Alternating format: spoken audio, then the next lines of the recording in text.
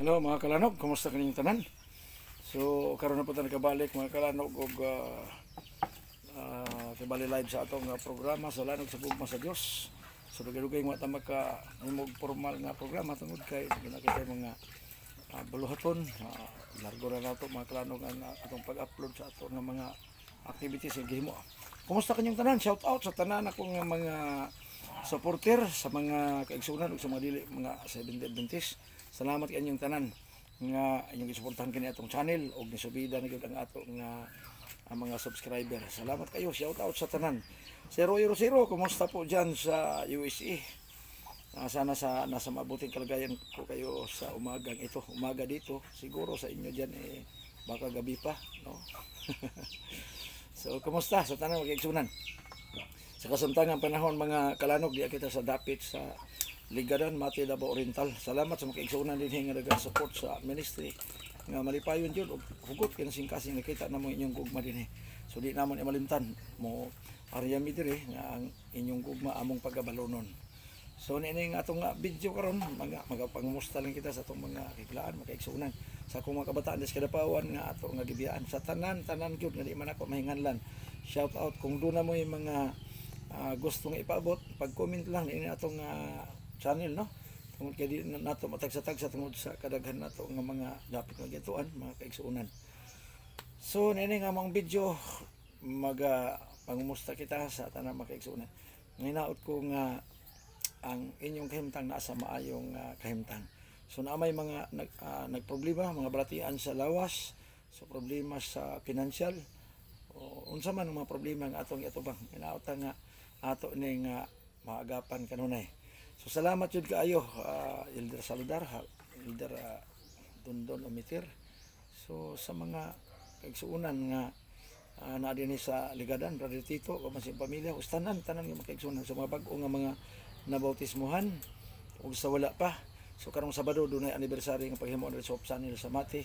So tingali mag-uban-uban tan ini kay human ini murag withdraw na pud ta mga kalanog. Pauli na punta sa atong dapit kung asa naman po ang laing appointment ihatag sa Ginoo. So dito na punta.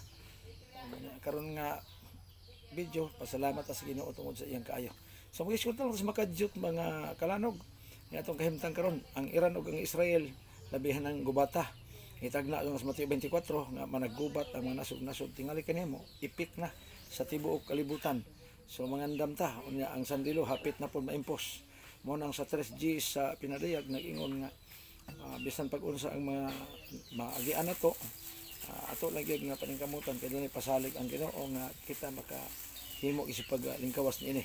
So gabi ilang na nagibisitahan nga masakiton matod pa niya nga ang pagsulay kunong gihatag sa Ginoo siya sobra na man akong giingnan mga kalanog nga walay pagsulay nga sobra ihatag ng Ginoo ng Korinto 13. Tanan ato ning malutsan lamang ang atong paglaom basta lig-on lang ta.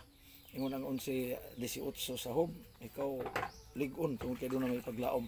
Ikaduhang Korinto 4:16 ug 17 kining magaan ug lumalabay ang mga kasakit nga pag-aantoson dili ka tumbas sa ganti unyang ihatag sa Ginoo dito sa langit.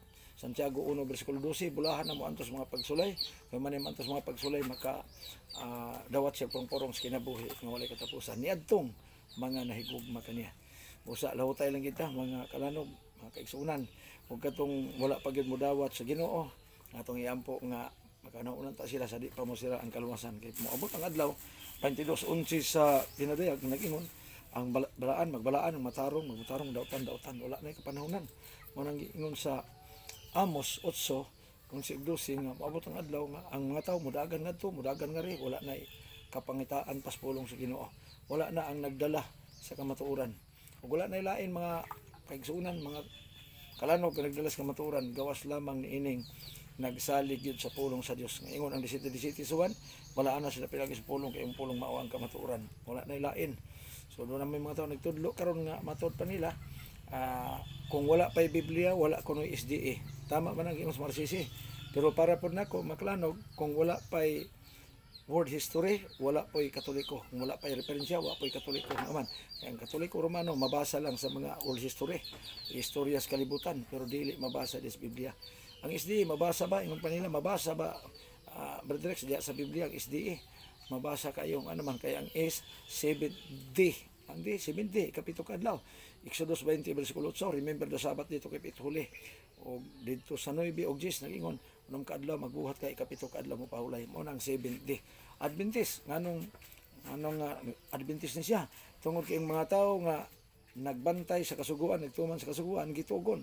Unang Timoteo 6:14, ako magatugon kanimo nga ang kasuguan dili nimo bulingan hangtod sa pagbalik sa Ginoo. Meaning to say, ang balikan nga nagdalas ka matuoran kini naagis Bible.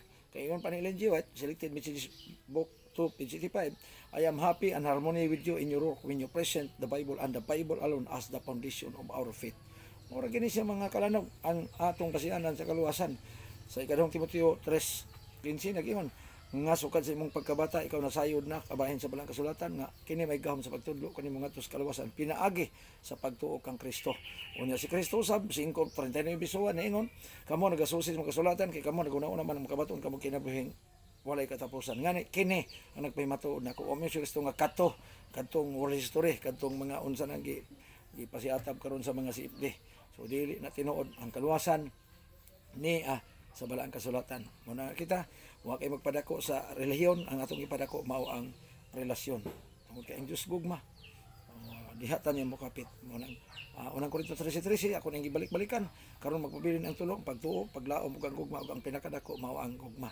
Basta si Pedro miyon unang Pedro 4:8 batuni labas tan meniton ang gugma kay gugma mo pasaylo sa daghang kapagyasan. So mao ni nga ato na pud ning gipagawas balik palig-on sa lanog sa gugma sa Dios mga kalanog. So manghinaot ko nga naa mas may panglawas o ayaw kalimot pag-like, pag-share o i-subscribe na lang usab kini atong YouTube channel. Rex Apa, lanog sa gugma sa Dios. Goodbye and God bless kanatong tanan.